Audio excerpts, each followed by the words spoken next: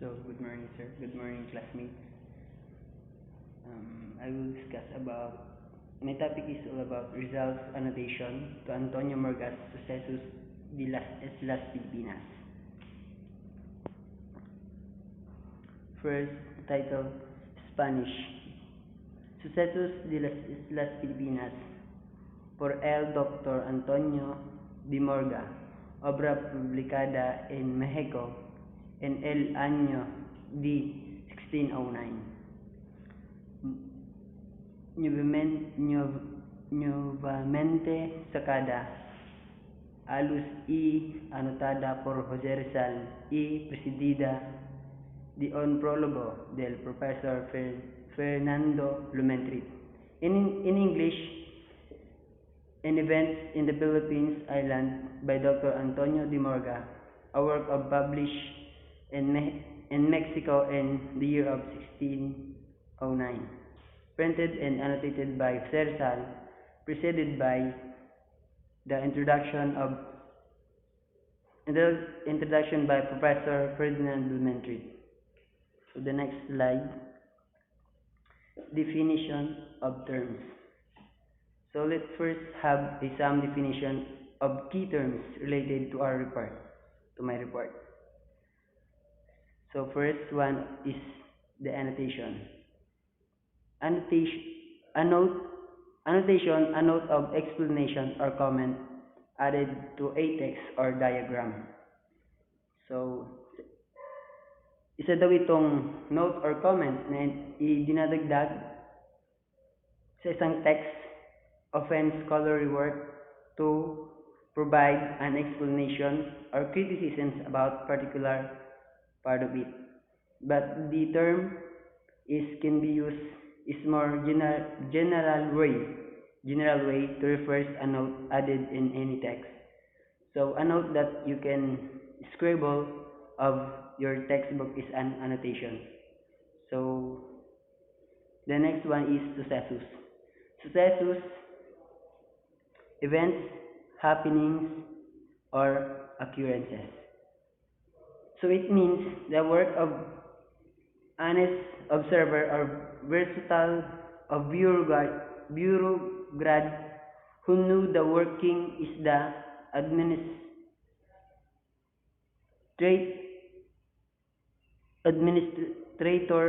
in the inside. So in the last one is Las Islas Filipinas, means the Philippines island.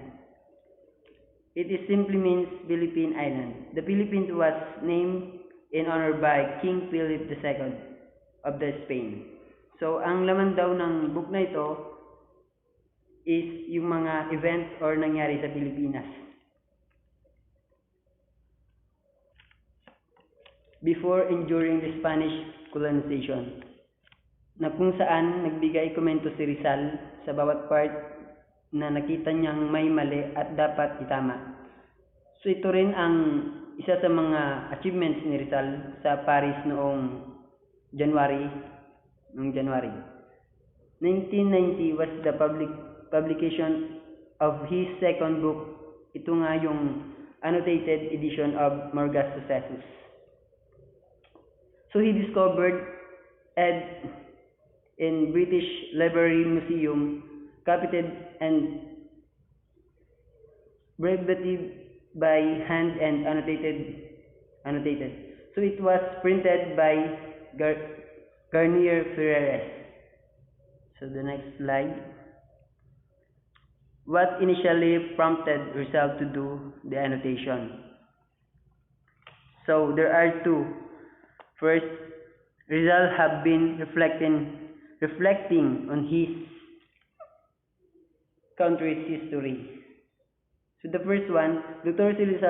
Rizal had been reflecting about countries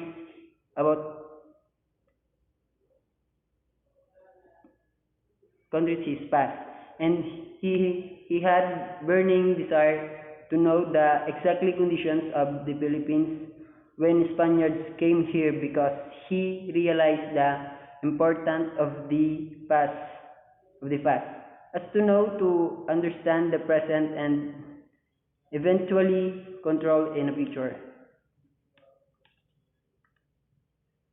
Blumentritt could not persuaded to write a history of the Philippines. So in spite of this, his strength himself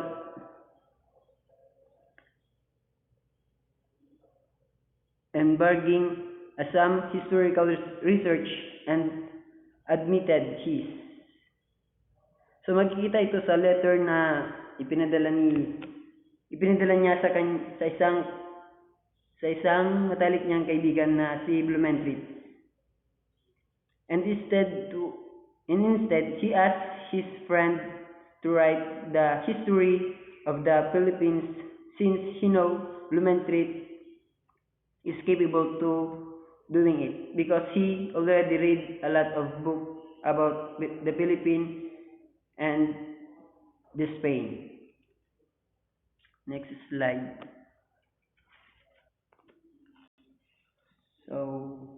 So ba't nga ba pinili ni Rizal yung work ni Morga? But first, let me introduce to you who is Antonio de Morga. So Antonio de Morga is a Spanish lawyer and officials in the Philippines during the 17th century. Antonio de Morga that was born in 1559 in Seville. He graduated from University of Salamanca in the year of 1574 and attained a doctorate canon law. He taught briefly in Usuna. He was a lieutenant governor in Manila. He became a judge in Audiencia. He is the author of the annotated book of Rizal, Socesos de las Islas, Filipinas. Next slide is why choose Morga? The original book was rare. The second is Morga was a layman, not a religious chronicler. Morga is to be more objective than to other religious writers. Morga was more sympathetic to the Indians. Morga was not only an eyewitness but a major actor in the events he narrates. Objectives of Rizal in rewriting Philippine history to prove that Filipinos are civilized even before the coming of the Spaniards. The second is to awaken the consciousness of the Filipinos regarding the glorious ways of the past. The last, to correct what is being distorted about the Philippines due to the Spanish conquest. So, that's all po. Thank you.